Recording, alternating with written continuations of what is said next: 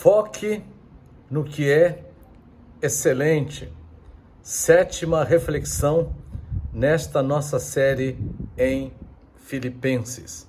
Na reflexão passada, em Filipenses capítulo 1, versículo 9, 10 e 11, nós falamos sobre orar por um amor crescente. Falamos num amor que é fruto do Espírito Santo. Espírito Santo que nos ensina, nos conduz, guia, nos capacita na verdade. Verdade revelada nas Escrituras. E vimos que quando nós somos movidos por esse amor de Deus e amor a Deus, entre outras coisas, nós aprovamos, escolhemos as coisas excelentes. Somos cheios do fruto de justiça e temos a nossa esperança fincada em Jesus Cristo.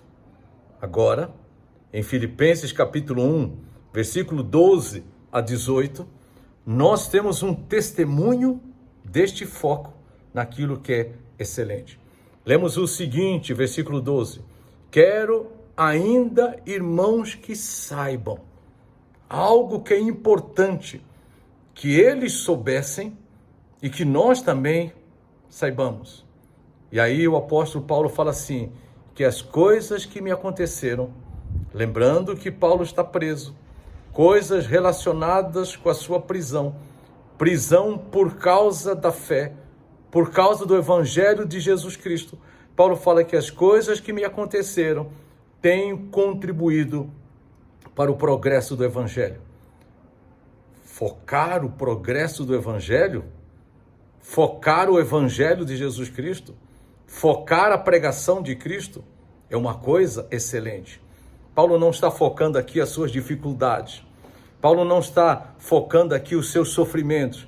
Paulo não está focando aqui os seus interesses. Paulo está focando aqui os interesses de Cristo, o Evangelho de Cristo, a pregação de Cristo. Isso é focar aquilo que é excelente. E ao mesmo tempo ele compreendia os resultados positivos de tudo aquilo que estava acontecendo. Porque ele fala no versículo 13, de maneira que toda a guarda pretoriana, uma referência à guarda romana, soldados romanos que tomavam conta de Paulo na prisão. E não só os soldados romanos, até judeus e não judeus. Porque ele fala, todos os demais sabem que eu estou preso por causa de Cristo. Em outras palavras, estavam sendo impactadas pelo testemunho de Paulo, testemunho dele a respeito da sua fé em Jesus Cristo, testemunho sobre o Evangelho de Cristo. Agora, não só essas pessoas estavam sendo impactadas pelo testemunho de Paulo, como ele fala no versículo 14, e os irmãos, se referindo aos cristãos, em sua maioria, ou seja, não todos, mas em sua maioria, estimulados no Senhor por minhas algemas, ou seja, estavam sendo encorajados a pregar o Evangelho, encorajados ao viver sério com Deus, encorajados a testemunhar de Cristo, por causa das algemas, ou seja, da prisão e do testemunho de Paulo na prisão. Fala, esses irmãos ousam falar a palavra com mais coragem. Mas Paulo reconhece, no versículo 15, que alguns proclamam a Cristo por inveja, outros por rivalidade, mas outros o fazem de boa vontade.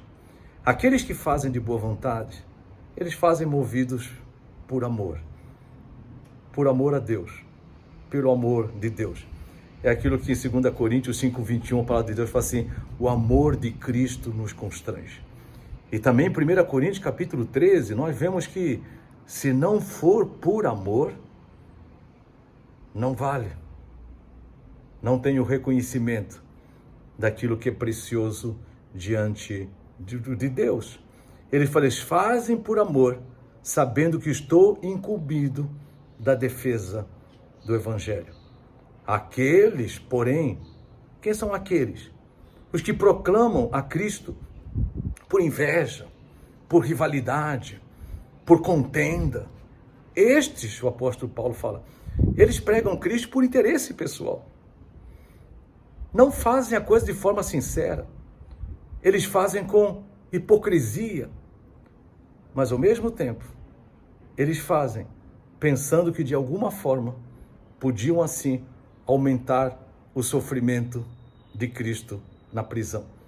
É como aquelas pessoas que muitas das vezes querem fazer coisas em nome de Cristo, mas não fazem com sinceridade. Não fazem movidos pelos interesses de Cristo, mas pelos seus interesses pessoais. E às vezes o fazem, até pensando que desta forma causam sofrimento àqueles que com sinceridade servem e levam Deus a sério na sua vida. No entanto, o apóstolo Paulo diz no versículo 18, mas que importa? Ele não está focando aqui e nem está aqui de alguma forma valorizando o pregar o evangelho por hipocrisia, por rivalidade, por interesses pessoais. Não. São motivações erradas, reprovadas, não aprovadas por Deus. Motivações que não fazem parte do fruto do Espírito, mas fazem parte das obras da carne.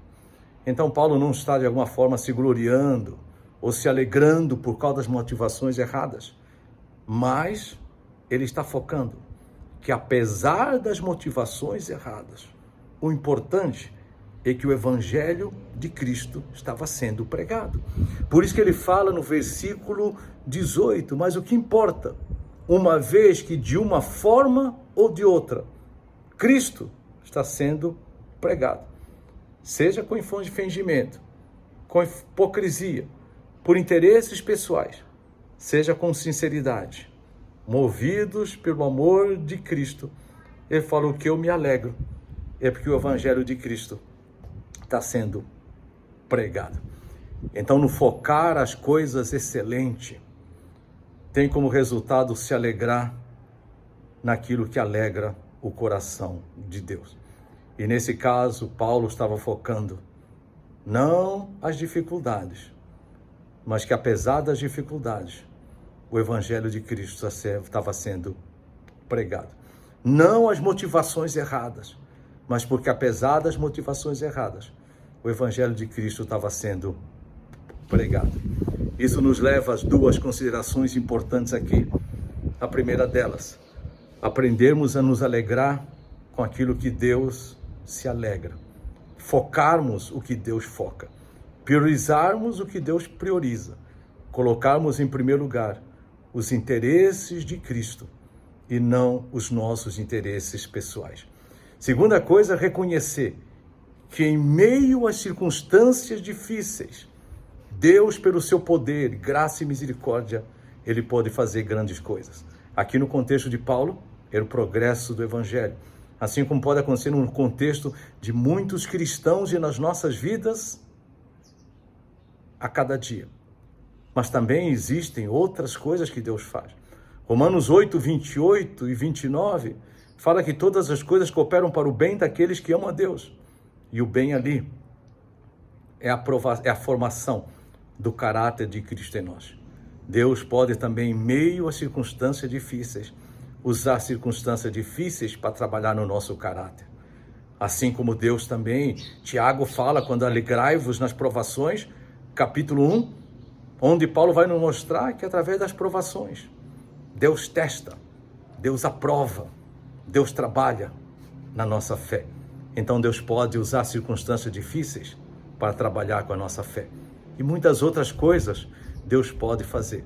Mas acima de tudo, Ele quer usar todas essas situações para testemunho, honra e glória do seu nome acima de todas as coisas. Um forte abraço e até a próxima semana, se Deus quiser. Do Uruguai, próxima mensagem ainda no Uruguai. E quem sabe dentro de 15 dias no Brasil. Vídeo colocado primeiramente no Instagram, no canal Para o Alvo, mas também compartilhado no Facebook e no YouTube.